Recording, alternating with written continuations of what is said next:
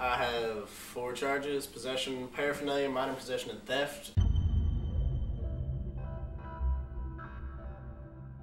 In my situation, it was kind of not just me, it was kind of everybody. And at some point, I think that the child's self-esteem is just destroyed, and they give up on themselves. I think after my time of being on probation for a little bit, I sort of just got used to the punishments, like house arrest, going to JDC, getting in trouble, and getting yelled at by my probation officer. It just didn't really faze me anymore. I order kids into Crossroads. I order kids to go to Crossroads when everything else has failed, basically. They've had every service that we can think of. I've been to JDC 3 times, ACT, and I kind of just breezed through the program, telling them what they wanted to hear, and doing what I needed to do so I could get out and just get off probation, but I didn't really change any of the things I was doing. There is a certain percentage of children that just need a more intensive program than, say, probation or community service or a little bit of counseling.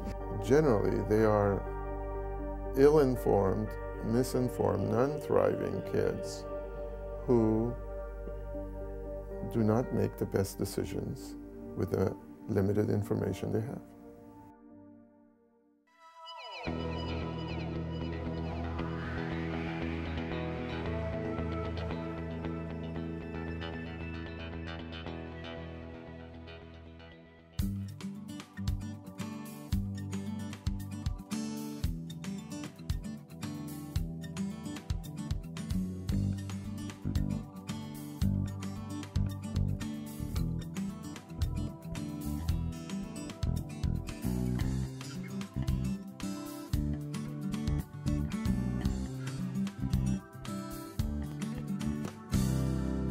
But one of the things that's very unique about Crossroads is that it is within the Juvenile Detention Center. I think the fact that we're housed in the Juvenile Detention Center is has been a big asset to our program. One of the significant differences between Crossroads and many other treatment programs is the combination of sanctions, education, and treatment in one site while separating the youth from their friends outside. And another thing that's important about it is we have a rare opportunity where they're actually sleeping well, they're actually eating well, they're not on any drugs, they don't have the same peer pressures. And they're on a very regular schedule in terms of meals and bedtime, and that structure coupled with our intensive therapy seems to be a real good fit. The crime that might bring them here might be a theft, it might be a battery or something, but we often find out that there are many other problems. Drugs and alcohol, perhaps drugs and alcohol in the home. It's often a much bigger picture than the crime that brings them here, but problems at home and in school that are, it's just the tip of the iceberg when they get here sometimes. Another thing that's really unique about the Crossroads is that it is not just let's work with these children and provide these children these services. There are meetings that the parents are required to go to.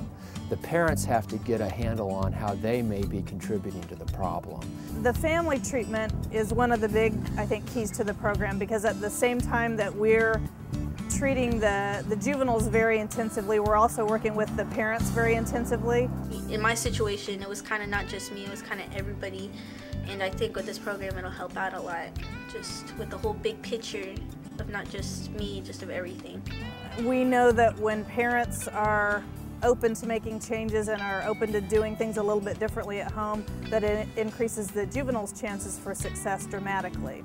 You don't want to work on these kids and then put them back in a home with the same dysfunction. So hopefully the counseling that goes on with the parents is also helpful. So that's a very unique aspect of this program. Yeah, work a lot with your family. That's what I like about it. It kind of brings everybody together. So to get more on the same page to help us out more. I like this program because it does work with the whole family. It's not like I'm going to focus on you and your problems, but like how can we help you plus your whole family and get everything put together so you don't have to go to like JJA where you're out of the home. Yeah, it keeps you in the home to where everybody can work together to make better decisions and everything like that, which I like. 1, 2, 3, I don't know, whatever.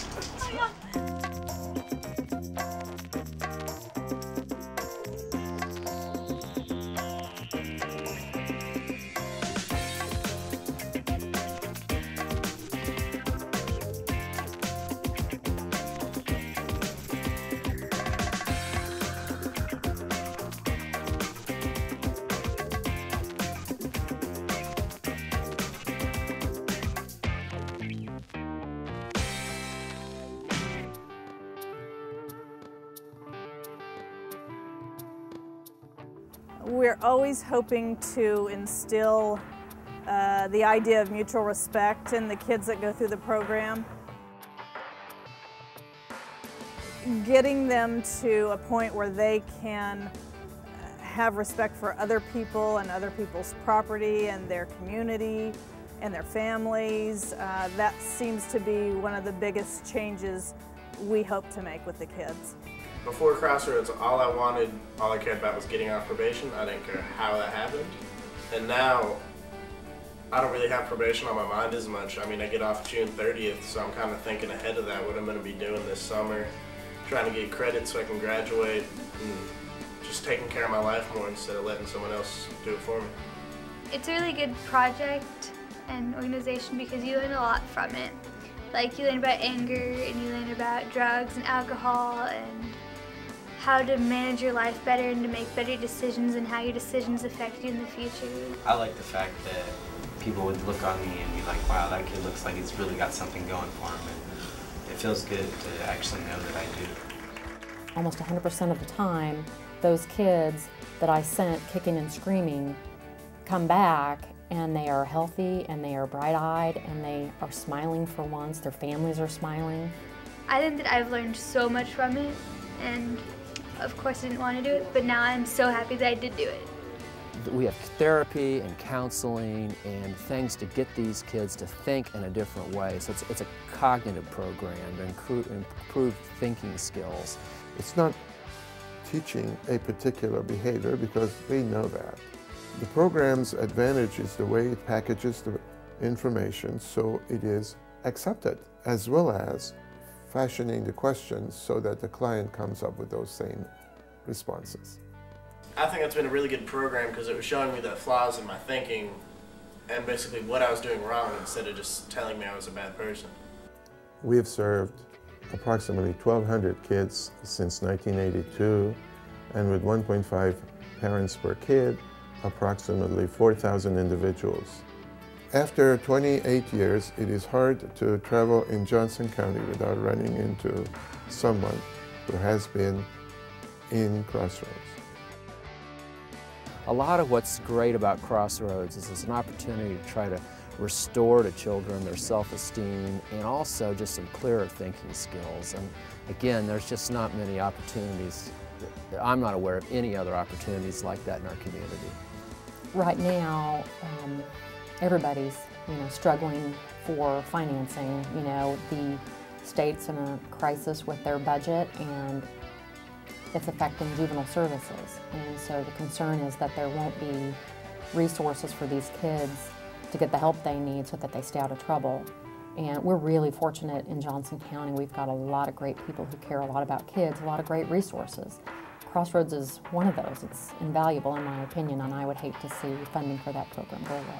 As economic changes have occurred, we have become more dependent on contributions of people both in time, energy, money, and wisdom. We'd like you to continue with that help so we can continue to provide our services. And they come back from Crossroads and they're healthy and they're happy and they say thank you.